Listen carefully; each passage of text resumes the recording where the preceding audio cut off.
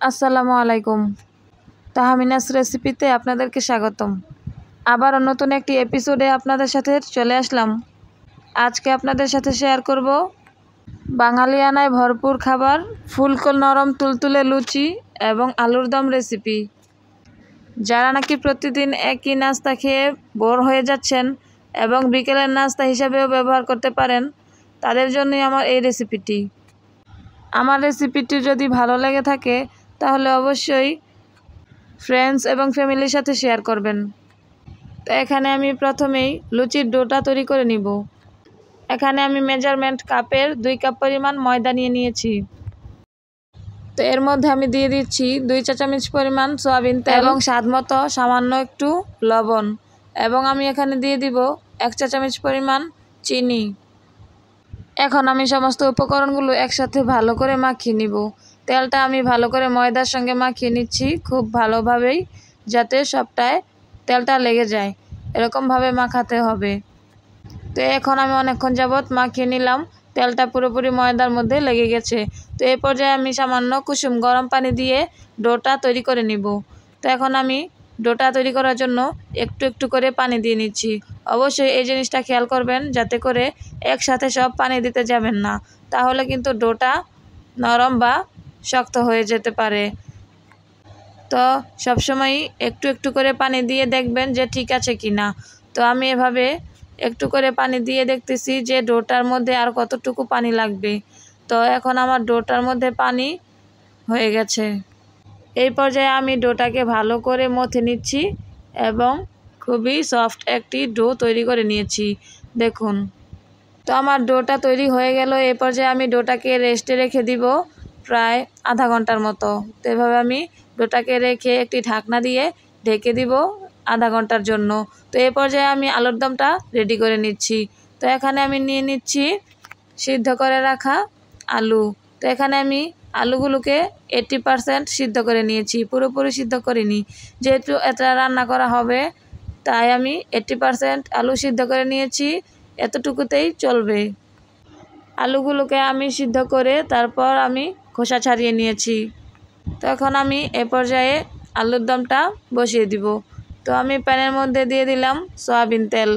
তো প্যানের মধ্যে তেলটা গরম হয়ে আসলে আমি এর মধ্যে ছেড়ে দিব সিদ্ধ করে রাখা আলুগুলোকে। আপনারা যদি অসাধারণ টেস্ট পেতে চান তাহলে অবশ্যই সম্পূর্ণ ভিডিওটি দেখবেন, স্কিপ করলে অনেক কিছুই মিস করবেন।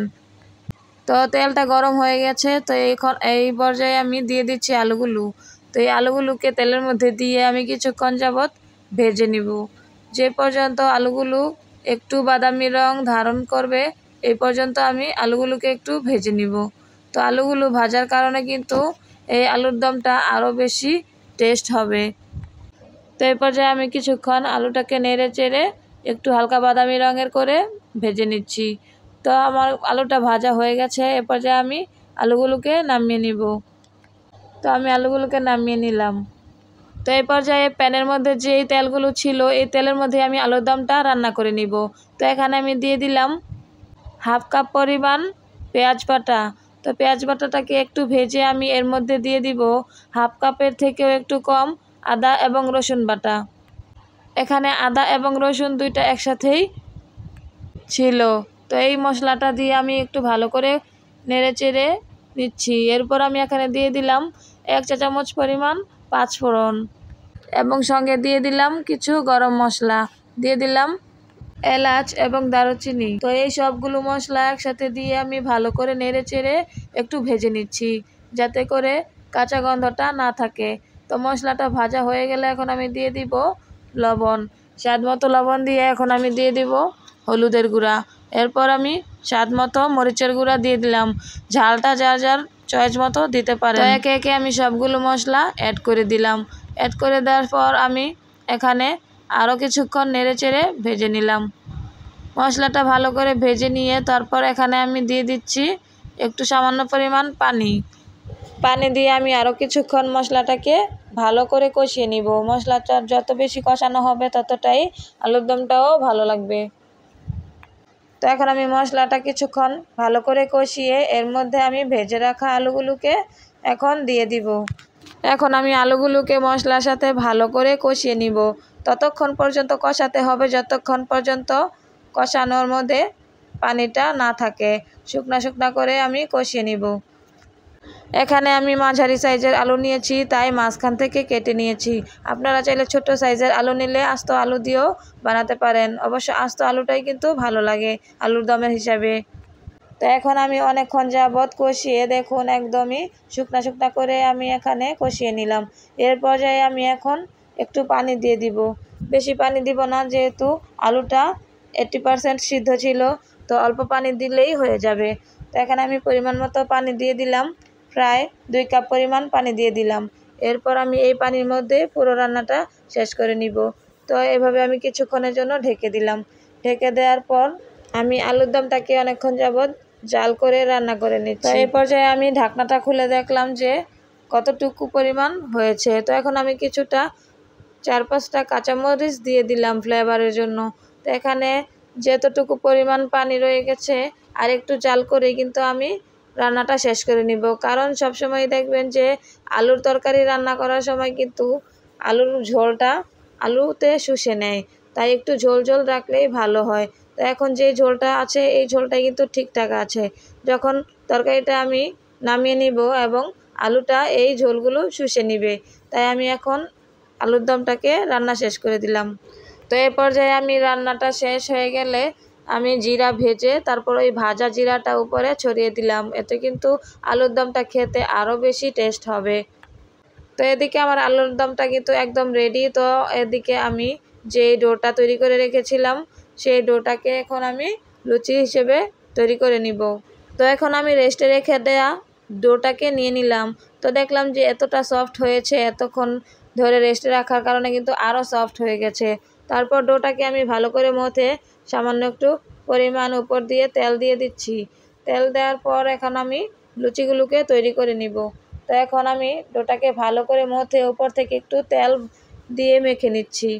তো এ পর্যায়ে আমি এর মধ্যে কয়েকটি লিচি কেটে নেব। তো এখন আমি সাইজ মতো লিচি কেটে নিচ্ছি। তো এভাবে আমি লিচিগুলো কেটে এরপর আমি সাইজ মতো করে লুচি তৈরি করে নিব। এরপর আমি গোল করে এর মধ্যে আমি পিঠের মধ্যে কিছুটা তেল মাখিয়ে নিলাম এবং বেলুনের মধ্যেও কিছুটা তেল মাখিয়ে নিলাম। এরপর আমি লুচিগুলোকে তৈরি করে নিচ্ছি। এরপর এখানে আমি একটু ময়দা দিয়ে নিলাম যাতে করে ডোটা না লেগে যায়। তো আমি এখানে লুচিগুলোকে তৈরি করে দেখিয়ে দিচ্ছি। আপনারা আপনাদের সাইজ মতো আপনাদের পছন্দ মতো তৈরি করে নেবেন। তো আমি আমার পছন্দ অনুযায়ী আমি আমার সাইজ অনুযায়ী তৈরি করে নিচ্ছি। আপনারা আপনাদের সাইজ অনুযায়ী তৈরি করে নেবেন। তো এখানে আমি কয়েকটি লুচি তৈরি করে নিলাম। তো এখন আমি অবশ্যই আপনারা ভাজার সময় একটা লুচি তৈরি করেই ভেজে ফেলবেন, নয়তো কিন্তু লুচিগুলো লেগে যাবে। এখানে আমি তৈরি করে দেখিয়ে দিলাম। অবশ্যই ভাজার সময় একটা করে এক হাতে ভাজবেন আর এক হাতে তৈরি করবেন, এভাবে করতে হবে। তো আমি এখন ভেজে দেখিয়ে দিচ্ছি লুচিগুলো কতটা ফুলকো হয়েছে। তো আমি এখানে একটি লুচি দিয়ে দিলাম। তেলটা গরম হয়ে গেলে আমি লুচিটা দিয়ে দিলাম। তো এখন আমি লুচিটাকে ভেজে নিব। তো দেখুন লুচিটা কিন্তু ফুলে উঠেছে। তো অবশ্যই আপনারা যদি এরকম সুন্দর ফুলকো লুচি তৈরি করতে চান অবশ্যই আমার রেসিপিটি ফলো করবেন। তো দেখুন আমি এখানে কত সুন্দর ফুলকো ফুলকো লুচি ভেজে নিচ্ছি। তো এই পর্যায়ে কিন্তু আমি অনেকগুলো লুচি ভেজে নিয়েছি। তো আপনাদেরকে দেখানোর জন্য সবগুলো এখন আমি পরিবেশন করে নিলাম। তো হয়ে গেল আমার লুচি এবং আলুর দম। তো কেমন লাগলো আমার আজকের রেসিপিটি অবশ্যই কমেন্ট করতে ভুলবেন না এবং ভালো লাগলে লাইক কমেন্ট শেয়ার করবেন এবং আপনার ফ্রেন্ডস এবং ফ্যামিলির সাথে শেয়ার করবেন।